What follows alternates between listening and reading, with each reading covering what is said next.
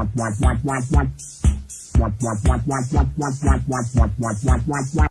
je suis pas content. Il y a Manuel Valls qui a perdu la primaire. Mais non, je déconne. Oh putain, comment c'est la teuf. Ah, il y a des épisodes comme ça faisait 3 ans que j'attendais de les faire, dis donc. Ouais, ça existait pas JSPC il y a 3 ans, mais pareil, j'avais déjà...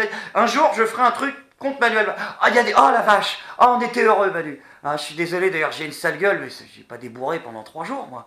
On a fêté ça avec les abonnés à Lyon. Ouais, la ville de la queue... Bon, c'est autre chose. Non, on a fêté ça en petit comité, je te rassure, hein, c'était restreint.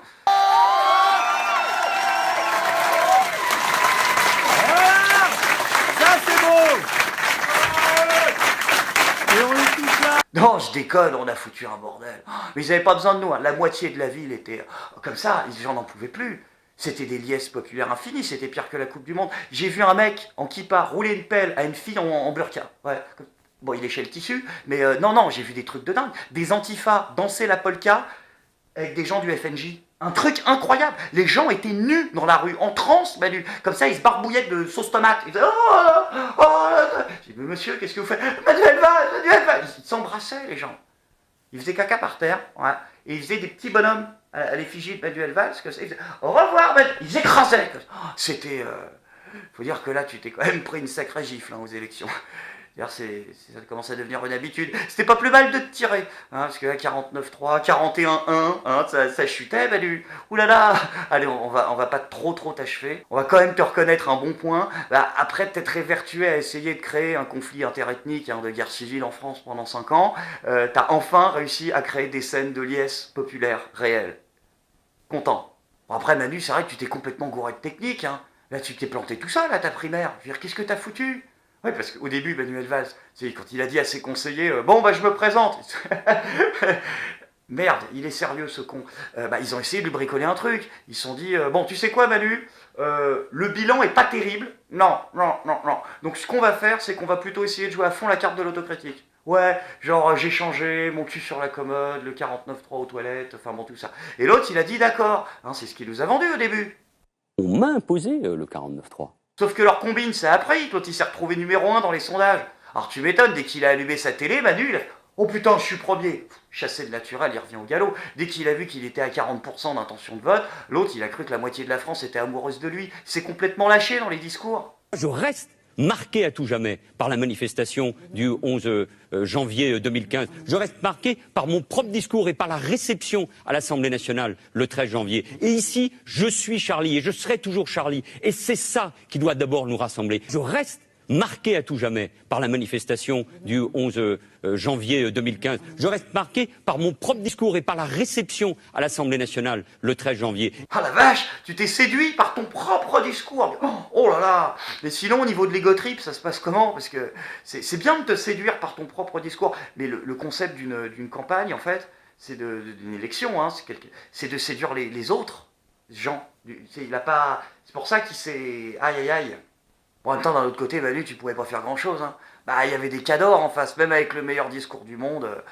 Les autres, à la primaire, ils étaient trop forts pour toi. Hein. Ils avaient mis tous les meilleurs. Il y avait quoi? Il y avait Arnaud Montebourg, enfin Donald Trump, et oui.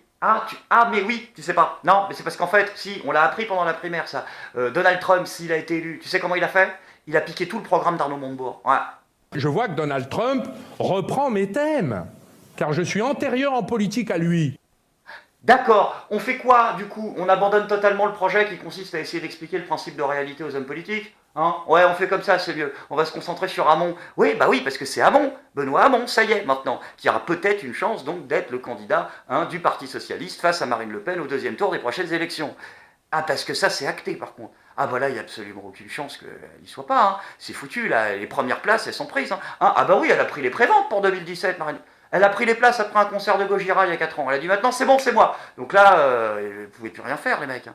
Ils sont marrants d'ailleurs les hommes politiques. Hein.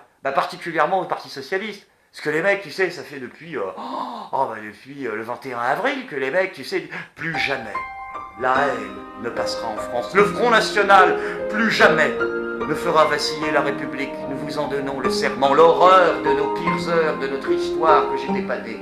Non, mais en fait, tous ces mecs-là, leur plus gros fantasme en ce moment, c'est de se retrouver au 2e tour en 2017 face à Marine Le Pen pour être sûr de gagner, même si ils sont absolument personne à la base. C'est marrant comment les choses se retournent. Enfin tout ça, c'est si Benoît Hamon accède au deuxième tour de la présidentielle. Ce qui n'est pas impossible en soi, hein, attention, non, Benoît Hamon, président du Parti Socialiste, c'est mort. Benoît Hamon à la tête d'un grand mouvement de gauche, etc., ça peut être négociable. Mais là, le PS, il faut abandonner. Hein. Il faut que tu rendes les clés, impérativement. Ça pue à 100 mètres, les gens ne s'approchent pas de ça. Il n'y a plus rien. Même les députés socialistes, c'est la Bérésina. Ouais, un quart des députés socialistes ne se représenteront même pas aux législatives en 2017. Ça n'est jamais arrivé. C'est-à-dire, mais quel que soit le résultat. Même si c'est Mélenchon qui passe, non, arrêtez, on ne veut plus faire. S'il vous plaît, laissez-nous tranquilles maintenant. On ne sait pas qui. D'habitude, les mecs, ils vont toujours. Il y a un petit billet à gratter, il y a un truc, il y a un machin. Même si les mecs n'ont aucune chance, ils y vont pour le sport. Là, ils veulent pas. Non, c'est pas possible. Il n'y a plus rien. Il faut se tirer de ça, Benoît Hamon, d'accord? Parce que là, il n'y a plus de personne, il n'y a plus de produits, oui, il n'y a plus de candidats, il n'y a plus d'idées, il n'y a plus de projets, il n'y a plus de slogans. Même les slogans, ils se sont barrés. Quel est votre réseau? Hein? Le changement, c'est encore maintenant. C'était quoi déjà je me souviens plus. Putain, même les slogans, ils les ont oubliés, quoi. Sur les promesses de campagne, on pouvait s'y attendre, mais même... Hein, ah oui, merde, c'était quoi? C'était 3 petits tours et puis... non, arrêtez, si vous... Arrêtez. Aïe, j'ai mal, laissez-moi mourir en paix. Les mecs s'en vont, je te jure. Ah, ils en peuvent plus. Les hommes politiques, en ce moment, au PS, dès que t'as un journaliste qui s'approche à moins de 2 mètres, t'as l'impression de voir Mathieu Valbuena jouer un match de foot. C'est...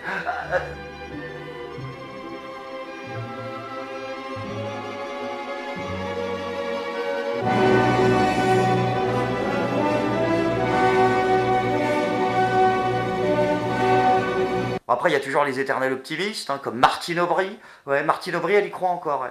Non, pas à la présidentielle, non, mais elle a dit on peut prendre encore des régions, on peut prendre des départements. Non, même une impasse, vous pouvez pas la prendre, c'est foutu. Je veux dire, c'est non, arrête tes conneries. Elle a dit oui, on peut gagner s'il y a un rassemblement. Elle invite la gauche rose, rouge, verte à se rassembler. C'est quoi le... Force rose, force rouge, force verte, formons le Mégazord, rassemblons-nous. C'est mort, Martine.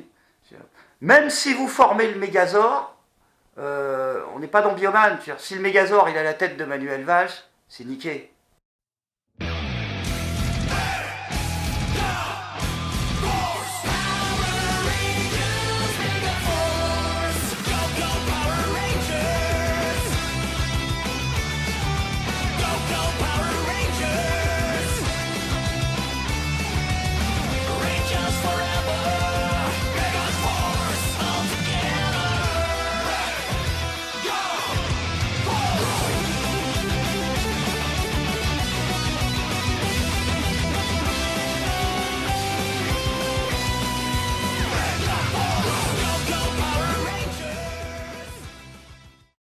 Non, maintenant, ce qu'il faut, c'est que les électeurs de gauche, déjà commencent à accepter les résultats de cette primaire. Hein, ce qui n'est pas facile aussi, parce qu'il y a eu des petits problèmes de trucage, visiblement.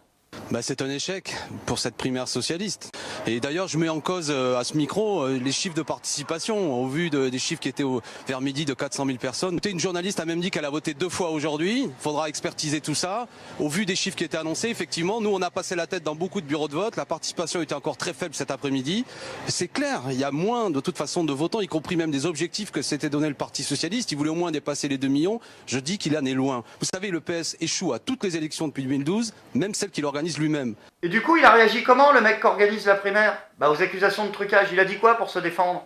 Si vous me permettez, je voudrais dire un mot au sujet de cette haute autorité, parce que nous avons là 15 juristes absolument éminents. Nous avons des magistrats qui ont été présidents qui ont eu des rôles importants à la Cour de cassation. Nous avons des préfets, nous avons des gens qui ont travaillé pendant des semaines, qui sont bénévoles et qu'on va calomnier, qu'on va traiter de fraudeurs toute la semaine.